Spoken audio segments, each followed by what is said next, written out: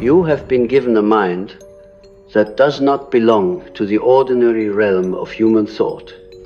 Most people live within a comfortable web of assumptions, a fragile latticework of common beliefs and shallow ideas that keep them from looking too deeply into the abyss of the psyche. But there are those rare souls, perhaps like you, who do not remain satisfied with surfaces. The ordinary explanations of life do not quench their hunger for meaning, because the hunger is not for explanations but for truth. And truth, in its rawest form, is not a neatly packaged conclusion. Truth is alive, breathing, and often cloaked in paradox, shadow, and symbol. It confronts you in dreams that unsettle you, in relationships that mirror your hidden wounds, and in sudden moments of clarity that feel like lightning striking the inner landscape. If you carry such a mind, you will rarely feel understood, and yet this solitude is the very crucible in which your soul is forged. I have often said that people will do anything, no matter how absurd, to avoid facing their own souls. But you cannot avoid yours, can you? There is a restlessness in you, an inner voice that calls from beyond the veil of appearances. It whispers through your dreams, through sudden insights, through the symbols that appear in your life, like messages left by some forgotten god. This is not imagination in the trivial sense. It is the reality of the psyche speaking in its own language, a language of images, archetypals, and sensations that point to truth the rational mind alone cannot fathom. Most people dismiss this language as fantasy or madness. But you feel its weight. You recognize that behind every surface there is depth. Behind every smile there is shadow. Behind every event there is an archetypal drama unfolding. The mind that few can comprehend is not simply intelligent. Intelligence is common, it is even celebrated. But the mind I speak of is not a mechanical calculator of facts and logic. It is a vessel that holds tension, contradiction, and mystery without shattering. Such a mind can see both the light and the darkness of life and not be crushed by either.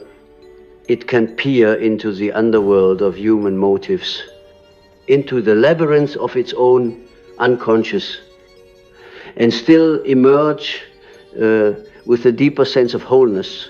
It is a mind that understands that wholeness is not the absence of shadow, but the integration of it. And this, my friend, is the first sign that you carry. Something rare. You cannot ignore your own darkness. You do not pretend that you are pure light. You know that the shadow is as much a part of you as your virtues. To comprehend this is to begin the lifelong work of individuation, which is the sacred journey of becoming who you truly are.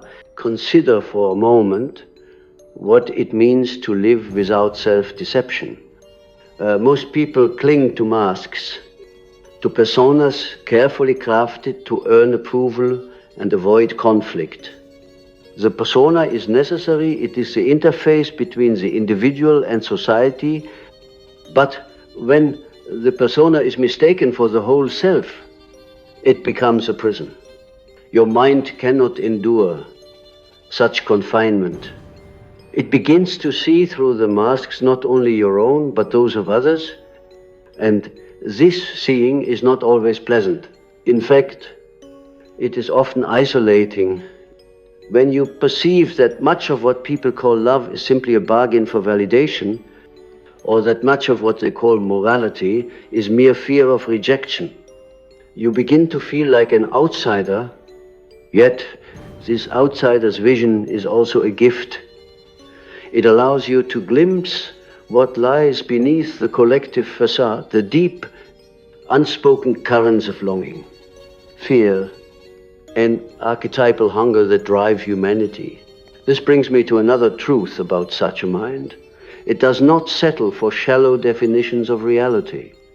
It seeks meaning not as a luxury, but as a necessity. Without meaning, life becomes unbearable. Even if surrounded by comfort and luxury, but meaning is not given. It must be discovered, or rather created through the intimate dialogue between the conscious and the unconscious. Dreams, for example, are not random nonsense. They are messages from the deepest parts of your being, sometimes terrifying in their honesty.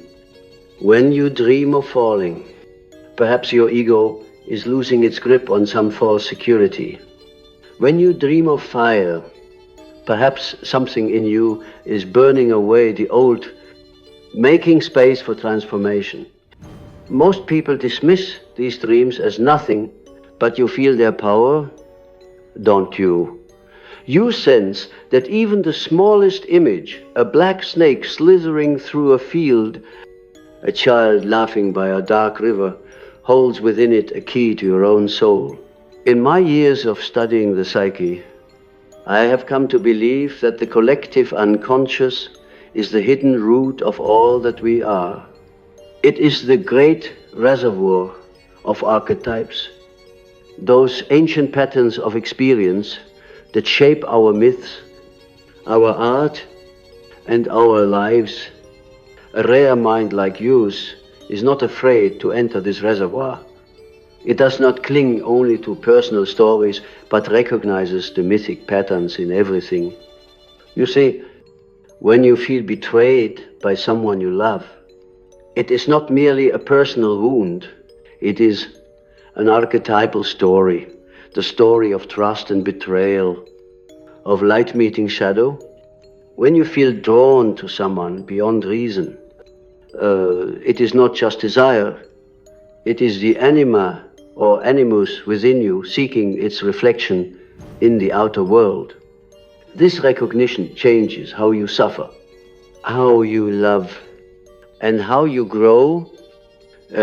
It makes you realize that you are not merely an isolated ego, but part of a grand unfolding tapestry of human consciousness, and yet this awareness is not always a source of comfort.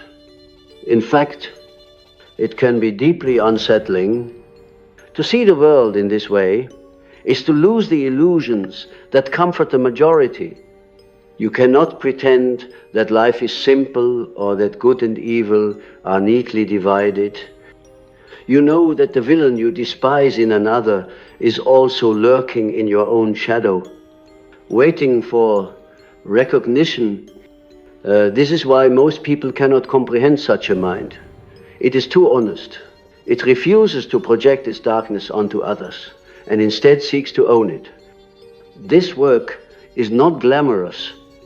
It is like descending into the underworld, like Orpheus searching for Eurydice, knowing that one misstep can cost you everything. But through this descent, you become more real, you become whole, and the world, in its own strange way, begins to recognize the power of someone who has dared to face their own depths. You might wonder why so few embark on this journey. The answer is simple. It requires courage of a rare kind. It is not the courage to conquer mountains or win battles, but the courage to sit in silence and confront the chaos within. It is the courage to admit that you do not fully know yourself, that your conscious mind is only the tip of a vast and mysterious iceberg. Most people would rather live in denial, distracted by the trivial pursuits of society, than face this truth. But you cannot, even if you try. something within you will keep stirring a dream. A strange synchronicity, a whisper that will not be silenced. It is as if your soul itself conspires to wake you from the sleep of the collective. Perhaps you have felt this awakening in the form of isolation. It is common for those with such minds to feel like they walk alone, even in a crowd. But solitude, when embraced, is not loneliness. It is a sanctuary where the deeper self can speak. If you can learn to listen to that inner voice, not the chatter of fear or the noise of the ego, but the quiet, steady voice of the self, you will begin to discover something extraordinary. The self is not simply your personality or your collection of memories. It is the archetype of wholeness, the divine spark within, the guiding center that knows far more than the conscious mind. To follow it is not easy. It often leads you into uncertainty, into situations where the old ways of thinking crumble. But in this crumbling, a deeper strength is born. There is also a mystical dimension to this kind of mind. It senses connections that logic cannot explain. It recognizes that life is not merely a mechanical chain of causes and effects, but a living web of meaning. This is what I have called synchronicity, those mysterious coincidences that feel too significant to be random. When you begin to walk this path, you will notice such moments more often. Perhaps you think of an old friend and they suddenly call you. Perhaps you dream of a symbol and then encounter it the next day in the most unexpected place. These are not accidents. They are glimpses of the deeper order of the psyche, where the inner and the outer world mirror each other. To the ordinary mind, such experiences are dismissed as chance, but to the awakened mind, they are invitations to look closer, to recognize that reality is more mysterious and alive than we have been taught. You see, when your mind begins to open to such layers of reality, you cannot return to the simplicity of what others call normal. Normality is, after all, a collective agreement, an agreement to see only what is convenient, to deny the depths that would overwhelm the common psyche. But you, who are drawn to these depths, must learn to walk a path that few even know exists. It is not a path paved with clear answers. It is not a path that promises applause or recognition. It is the path of the inner pilgrim, the one who ventures into the wilderness of the unconscious to find what has been forgotten. Such a path can feel like madness to the untrained eye. But true madness, my friend, is to live as if you are merely a mask, as if the soul within you does not exist. Your mind is not built for shallow waters. It dives, it questions, it feels, and in that feeling, it encounters both the divine and the monstrous aspects of existence. You may have noticed how certain images or experiences strike you in ways others do not understand. A fleeting glance of a stranger, a dream of a white stag standing in a silent forest, the sudden awareness of time flowing like a dark river. These moments touch something deep in you because they resonate with archetypes older than time itself. The stag, for example, is not merely an animal. It is a symbol of the elusive self, the untamed spirit that calls you to a higher purpose. Such symbols are everywhere, hidden in plain sight, waiting for the mind that can truly see. To live with this kind of vision is to live in tension. You are aware of the opposites, light and dark, love and hatred, creation and destruction. Ordinary minds seek to resolve these opposites too quickly, to cling to the comfort of right or wrong, good or bad. But the deeper mind understands that these opposites are not meant to be annihilated but integrated. You cannot destroy your darkness without losing your light. You cannot love without also acknowledging the capacity for hatred within you. This is why the path of individuation is not for the faint-hearted. It requires you to stand in the fire of your own contradictions and not run away. It requires you to accept that you are both the hero and the villain of your story, both the wounded child and the wise sage. I have met many people who fear this inner journey. They are terrified of what they might find if they look too closely at their own psyche. They fear their impulses, their hidden desires, the shadow that whispers things they cannot admit to themselves.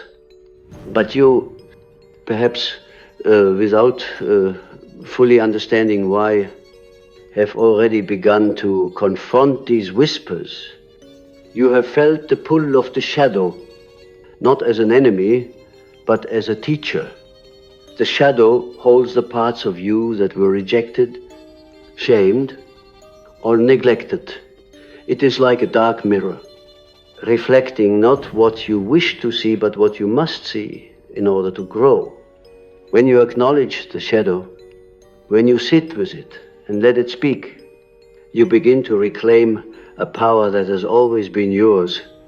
This is not an easy process, and it will sometimes break your heart. But every time you face the shadow, you gain a fragment of your true self. There is another sign of a rare mind, the ability to endure solitude. Not just the absence of company, but the deeper solitude of the soul, when you are truly alone with yourself, without distractions, without masks. Can you listen to the silence? Most people cannot. They fill the silence with noise, with endless movement, because they are afraid of what will surface. But the mind that few can comprehend learns to sit in that silence and wait.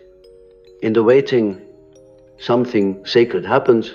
The unconscious begins to speak. It does not shout. It does not demand. It offers subtle symbols, quiet insights, fleeting feelings that must be noticed with great care. If you can cultivate this capacity for listening, you will begin to discover that your mind is not merely yours. It is a doorway to something greater, a collective, eternal psyche that holds the wisdom of countless generations. Do not mistake this for a romantic idea. To open such a doorway is also to feel the suffering of the world more intensely. You may find yourself overwhelmed by emotions that seem to have no source. This is not weakness. It is sensitivity, and sensitivity is the price of vision. You feel what others cannot, because your mind is tuned to frequencies they do not even know exist. The suffering of a child on the other side of the world, the silent despair of someone sitting next to you, the unspoken grief in your own heart, all of this flows through you. And at times, it will feel like too much. But do not close yourself off. Learn to hold the pain as you would hold a small, frightened animal. The pain is not there to destroy you. It is there to open you, to make you aware of the depths of life. At this point, you might ask, what is the purpose of all this? Why carry a mind that sees so much feels so deeply, and yet remains misunderstood. The purpose is not to be understood by everyone. It is to bring forth the light of consciousness from the depths of the unconscious. You are a bridge between two worlds, the world of ordinary reality and the world of symbols. In dreams and archetypes, if you can walk this bridge with awareness, you will become a vessel for meaning, not just for yourself, but for those around you. Most people are lost because they have forgotten how to listen to their inner life. But when they meet someone who has walked into the dark and returned with wisdom, they feel something awaken within them. This is how transformation spreads, not through preaching or force, but through the quiet power of authenticity. Authenticity is perhaps the most difficult thing to achieve. It means stripping away every false identity, every borrowed belief, every mask that hides your true face. It means daring to be yourself even when the world rejects you. And the world will reject you, at least at first, because it fears what it does not understand. People fear those who are not easily defined. They fear the one who cannot be controlled by the same rules that govern the herd. But if you remain faithful to the inner voice, if you continue to follow the thread of meaning, even when it leads you into shadowy forests and stormy seas, you will find something that no one can take from you. Your soul. And once you have your soul, once you have truly encountered the self, you will no longer need the approval of the crowd. You will no longer fear the loneliness of the path, because you will realize that you were never truly alone. This brings me to a truth that is both liberating and terrifying. The journey of self-discovery has no final destination. It is not a path you walk once and finish. It is a spiral that continues to unfold, each layer revealing deeper truths, deeper shadows, and greater light. Every time you think you have reached the core of who you are, life will present another challenge, another symbol, another dream that pushes you further. This is not failure. This is growth. The psyche is infinite, and to explore it is to accept that you will never fully map its terrain. But in the very act of exploring, you become alive. You feel the pulse of existence in your veins, the breath of the eternal moving through your every thought. Have you noticed how certain moments of insight feel almost sacred, as if for a brief instant time stops and you are standing at the center of a great mystery? These are moments when the conscious mind and the unconscious mind align, when you glimpse the unity that lies beneath all opposites. In such moments, you may feel an overwhelming sense of connection to life, to death, to the universe itself. These moments cannot be forced. They arise when you are willing to let go of your rigid ideas, when you surrender to the flow of the psyche.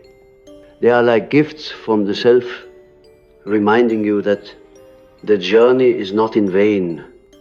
There is a subtle danger that comes with having such a mind, the danger of isolation turning into alienation, of solitude becoming a kind of silent despair. When you see what others do not, it is tempting to believe that you are cut off from the rest of humanity, that no one can possibly understand you. But this is not true. While the majority may not comprehend the depths of your inner world, there are always a few scattered across time and space who share this vision. You may never meet them in person, but their voices echo through books, through art, through the symbols that have crossed generations.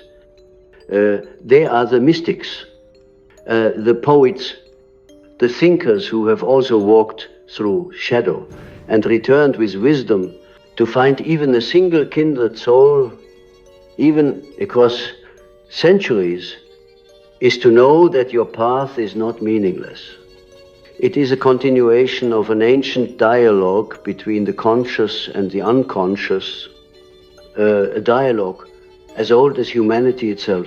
When you stand in front of the collective, you might feel like an outsider, yet you are also deeply connected to the collective unconscious. Paradoxically, the deeper you go into your own psyche, the more you encounter what is universal. The archetypes, you meet the great mother, the trickster, the hero, the shadow, are not merely personal. They are the living structures of the human soul. When you recognize them in yourself, you begin to recognize them in everyone else. You see that the anger of a friend, the ambition of a stranger, the fear in a child's eyes, all these are expressions of patterns older than time, patterns that weave the fabric of our existence. And this recognition does not make you arrogant, it humbles you, because you realize that you are both unique and utterly part of something larger than yourself. There is something I want you to understand deeply. To carry a mind like this is to hold a fire that can either illuminate or consume. If you try to deny its depth, if you try to conform to the shallow expectations of society, that fire will burn you from within. It will turn into frustration, into anxiety, into a gnawing sense of alienation. But if you tend to it, if you give it space, if you feed it with truth, creativity, and self-reflection, it will become a beacon, not only for yourself, but for those around you. People will sense something in you, something they cannot name. They will be drawn to your presence, not because you are trying to be impressive, but because authenticity radiates a power that is beyond performance. When you are aligned with your deeper self, you do not need to convince anyone of your worth. Your being itself becomes an act of truth, but do not expect this to be easy. Every great transformation of the psyche is accompanied by a descent into chaos. Think of the myth of the phoenix. It must burn before it can rise. In your own life, there will be times when everything you thought you knew collapses. When the structures of meaning you built crumble into dust. This is not the end. It is the necessary stage of death before rebirth. The old self must die so that the greater self can emerge.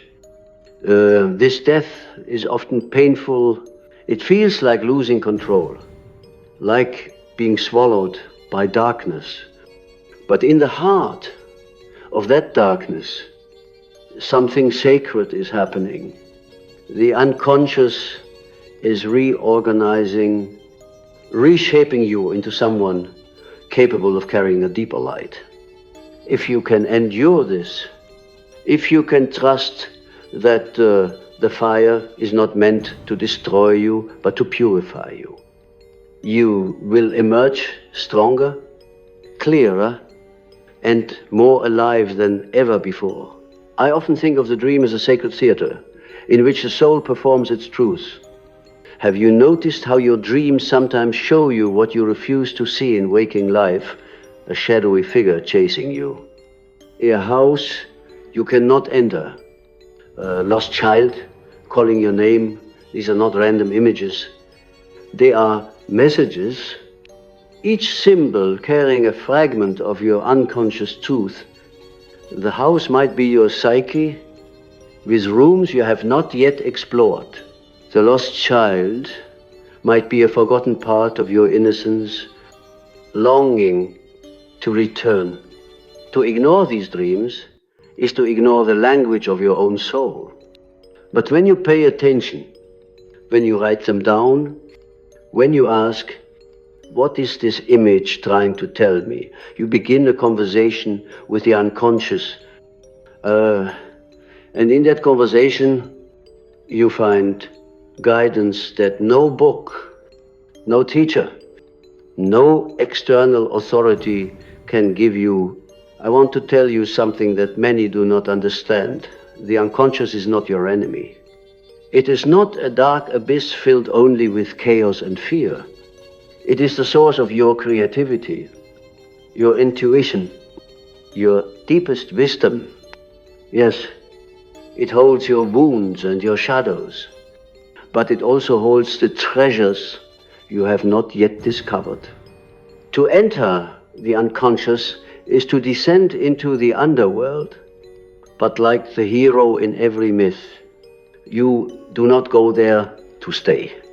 You go to retrieve something, a truth, a gift, a piece of yourself, and then you return to the surface, changed and empowered. The challenge is to not become lost in its depths, to not identify completely with its symbols. You must learn to move between the conscious and unconscious like a bridge, carrying the messages from one world to the other. Have you ever noticed how people are drawn to those who are fully alive, who radiate a kind of inner wholeness? This is because wholeness is magnetic. When you integrate your shadow, when you embrace both your light and your darkness, you become a complete being. Others may not understand it, but they will feel it. They will sense that you are not hiding from yourself, that you are not pretending to be something you are not. This authenticity gives them permission to be real as well. In this way, your own inner work becomes a gift to the world without saying a word. You become a living symbol of what it means to be fully human, flawed, complex, but radiant with truth. The mind that few can comprehend also has a strange relationship with time. You may have felt this. While others are trapped in the linear flow of past and future, you sometimes slip into a sense of timelessness. A single moment, when you are fully present, can feel eternal. This is not an illusion. It is a glimpse of the eternal self, the part of you that is not bound by time. The unconscious exists beyond the ticking of clocks. It speaks in the language of eternity. When you touch this dimension, you begin to see life differently. You no longer rush blindly toward the future or cling desperately to the past. You begin to sense that every moment, no matter how small, is infused with meaning, with the potential for transformation. But such vision also brings responsibility. If you have a mind that sees beyond the ordinary, you cannot remain passive. You are called to bring what you see into the world, to give form to the truths that arise within you. This might mean creating art, writing, teaching, or simply living in a way that reflects your inner values. It is not about impressing others. It is about being faithful to the self. The self does not care for social approval. It calls you to be real, even when that reality is uncomfortable. And when you follow that call, when you allow your life to become a canvas for the unconscious, to paint its symbols, you will find a sense of fulfillment that no external success can offer. You may ask, what if I fail? What if I try to live this truth and the world rejects me? The truth is, you will fail many times. You will stumble. You will doubt. You will face rejection. But failure on this path is not the same as failure in the eyes of the world. Every failure is a step deeper into authenticity. Every rejection is a chance to shed another mask. You are not here to win the approval of the world. You are here to know yourself, to embody the fullness of your soul. If you can remember this, even in moments of doubt, you will not be shaken. There is a peculiar strength that arises when you accept that you will never be fully understood, that your journey is not meant to be walked for the sake of external recognition. This strength is not loud. It is not the kind of power that boasts or demands attention. It is the quiet power of someone who has met themselves in the depths of silence and returned with something unshakable. When you know who you are, not just the surface self, but the vast, complex being that lives beneath the surface, you cannot be easily swayed by the opinions of others. Praise does not inflate you, and criticism does not destroy you. You begin to live from a center that is rooted in something greater than the collective. This center is not built on ego, but on the self, the timeless core that holds both shadow and light in a state of harmony. Many people spend their lives avoiding this inner center because it is often revealed through pain. Pain, after all, is the great teacher. It strips away illusions, forces you to confront what you would rather ignore, and cracks open the walls you build around your soul. But pain is not an enemy, it is a doorway. When you are willing to walk through it, instead of resisting, you begin to see that every wound is also an opening to transformation. The mind that few can comprehend does not run from suffering. It knows that suffering is part of the alchemical process of the soul. Just as lead must be transformed into gold, the raw experiences of life loss, fear, rejection must be transmuted into wisdom, compassion, and inner strength. There will be moments when you feel as though the world around you is asleep, blind to the deeper realities. You see, this can make you feel heavy with responsibility, as if it is your task to awaken everyone. But I tell you, it is not your role to awaken the world by force. Your only task is to awaken yourself to live so authentically that your presence becomes a quiet ripple in the collective dream.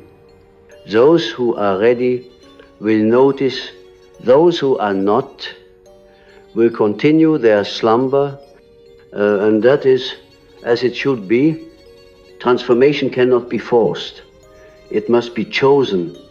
Your task is not to be a savior, but a mirror, reflecting back to others the truth of who they are when they are ready to see it.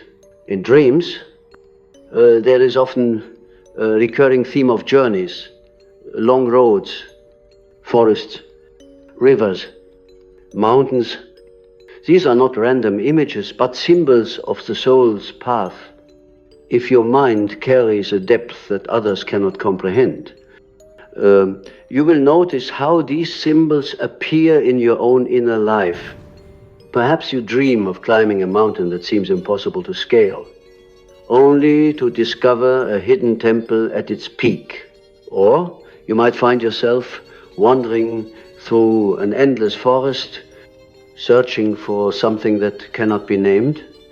These dreams speak to your own journey, the search for meaning, the struggle against inner obstacles, the moments of revelation that come when you least expect them. Pay attention to these symbols. They are not mere stories, but living guides. The rare mind is also deeply intuitive. It senses truths without needing proof, feels the energy of situations without requiring explanations. Intuition is the language of the unconscious, a whisper that bypasses logic and speaks directly to your inner knowing. Most people ignore this voice because it does not follow the rules of rationality. But you cannot ignore it. You feel when something is wrong, even if every outward sign says it is right. You sense when you are being called to something greater, even if it defies reason. To trust this intuition is to trust the self, to trust that there is a wisdom within you that far exceeds the intellect. And when you begin to live by this inner compass, you discover that life flows differently. Doors open where before there were only walls. Synchronicities multiply as if the universe itself is conspiring to guide you. Yet, with such a mind, there is also the temptation of pride, the subtle belief that seeing more makes you superior. Beware of this, for it is another form of ego. True vision humbles you because it reveals not only the beauty of the soul, but its fragility, its capacity for both creation and destruction. You begin to see that the same shadow you wrestle with is present in every human being, that no one is entirely light or entirely dark. This understanding brings compassion. Instead of judging others for their blindness, you begin to see that their ignorance is a form of protection. Not everyone is ready to face the depth of their psyche. Not everyone is ready to meet the shadow. Your role is not to condemn them, but to honor the path they are on, even if it is not yours. There is a profound freedom in realizing that you do not need to fix the world to live meaningfully. The world is both broken and whole at the same time. It is filled with cruelty and kindness, destruction and creation, suffering and joy. To carry a mind like yours is to learn to hold these opposites without collapsing into despair. You see the pain, but you also see the beauty. You see the darkness, but you also see the flicker of light that refuses to be extinguished. And in this seeing, you find a kind of balance that allows you to move through life with grace. You no longer need to force the world to change. You simply live as a beacon of the change you have embodied. Have you ever noticed how the moments of greatest clarity often come when you are on the edge of breaking too?